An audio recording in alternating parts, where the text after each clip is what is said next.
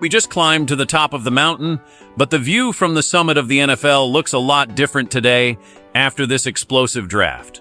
Being the Super Bowl champions means every move we make is under a microscope, and the front office just sent a clear message to the veterans in that locker room. Changes are coming, and they are coming fast for our beloved Seahawks.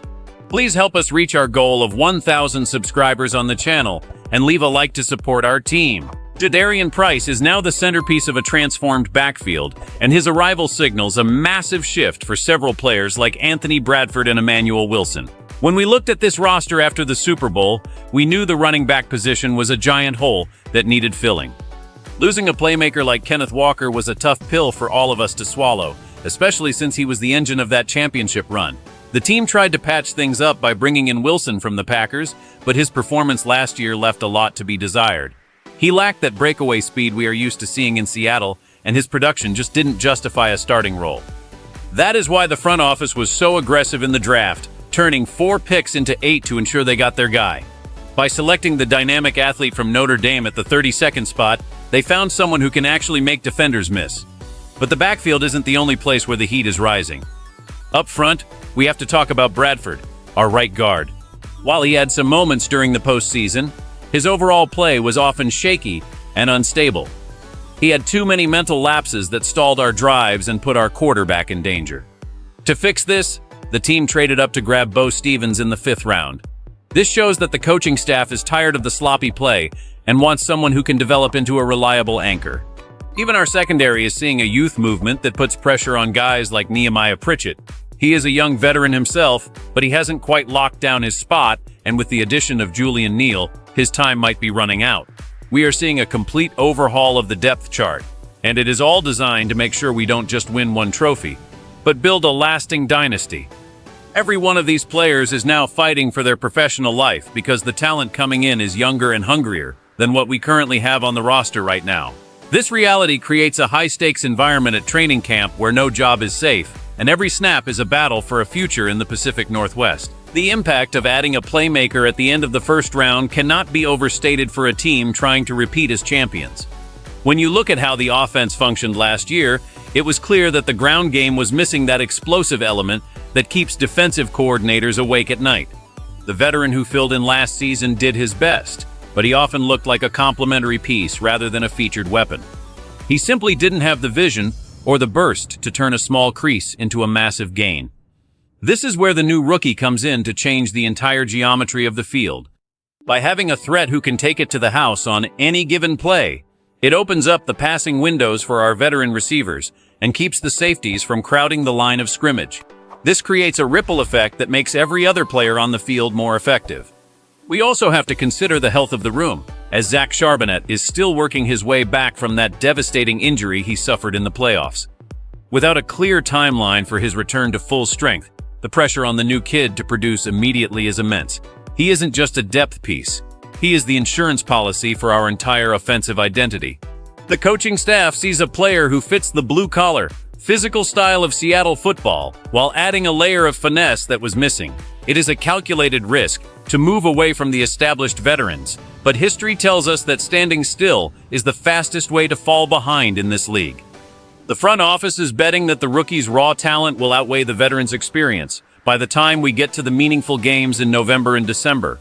It is about creating a rotation that can wear down opponents and punish them in the 4th quarter. If this young man can handle the pass protection duties and learn the playbook quickly, he will become the heart of this offense sooner than anyone expected. The veterans are already feeling the pressure in practice, knowing that every mistake they make is just another reason for the coaches to give the ball to the new guy and move on. This draft strategy is all about turning potential weaknesses into long-term strengths, so we can keep our winning window open for as long as possible. We all saw the moments last season where the offensive line struggled to maintain a clean pocket, especially on the right side where the instability was most apparent. If we want to protect our quarterback and give our playmakers time to work, we simply cannot afford to have a revolving door at the guard position. The move to trade up for a young, powerful blocker shows that the team values stability over everything else. It might take some time for the new kid to learn the nuances of NFL blocking schemes, but his physical tools are exactly what this team needs to physically dominate the line of scrimmage. When you have a guard who can move people against their will, it changes the entire mentality of the offense. We want to be the team that bullies people, not the team that gets bullied. The same logic applies to our defensive backfield, where the competition is now at an all-time high. We have seen unproven players get chances in the past, but they often struggle when the lights get the brightest. By bringing in multiple cornerbacks and safeties, the front office is creating a survival of the fittest environment. This will force the incumbents to either elevate their game or find a new home. We don't want to be in a situation where one injury ruins our season because we didn't have enough talent on the bench. The goal is to have a roster that is deep enough to withstand the grueling 17-game schedule and a deep playoff run. If the rookies can push the veterans, everyone gets better, and that translates directly into more wins on Sundays. We are looking for consistency, effort, and the ability to execute under pressure. The moves made this weekend were designed to ensure that the sloppy mistakes that plagued us at times last year are a thing of the past. It is a bold direction for a Super Bowl champion, but it is the right one if we want to stay at the very top of the league hierarchy. We are now looking at two very different futures for our Seahawks, and the tension in the building is higher than it has been in years.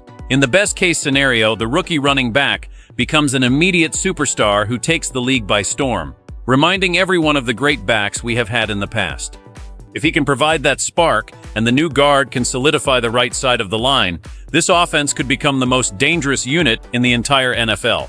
We would have a balanced attack that can score from anywhere, backed by a defense that is constantly getting fresh legs from the rotation. It would be the perfect formula for a second consecutive trophy. But we also have to be honest about the risks involved in relying so heavily on young players who have never played a snap of professional football. If the rookies struggle to adapt to the speed of the game, or if the veterans who are on the hot seat lose their confidence, we could see a regression. A failure to establish the run or a collapse on the right side of the line would put our quarterback in a very dangerous position. We've seen how quickly a season can go off the rails when the foundation is shaky. There is also the emotional side of the locker room to consider, as seeing established leaders get pushed out can sometimes create friction. The coaching staff has a difficult balancing act to perform over the next few months. They need to integrate the new talent without alienating the players who helped us win it all just a few months ago. The stakes couldn't be higher because every other team in the division is getting better and they are all gunning for us. We are the hunted now, and there is no room for error. Every decision made on the practice field will have massive consequences for our ability to defend our title. It is a high-stakes gamble that will either look like a stroke of genius or a massive mistake. The fans are hopeful, but there is always that underlying fear that the chemistry of a champion is fragile. The Seahawks are clearly at a crossroads, choosing to prioritize young, explosive talent over the safety of veteran experience. It is a move that shows incredible confidence from the front office, but it puts a lot of pressure on these kids to perform from day one. We have seen what happens when this team hits on a draft, and if these players live up to their potential, the rest of the league is in serious trouble. However, losing the leadership and reliability of proven veterans is always a risky path to take for a defending champion. I want to know what you think about this aggressive strategy. Be honest, would you trust a rookie running back to carry the load in a high-stakes playoff game right now? Or do you think we should have stuck with the veterans who already know what it takes to win on the biggest stage? Let us know your thoughts in the comments below. Also, please help us hit our goal of 1,000 subscribers so we can keep bringing you this inside coverage. Don't forget to like the video and turn on those notifications. Go Hawks! We love our loyal and dedicated fan base.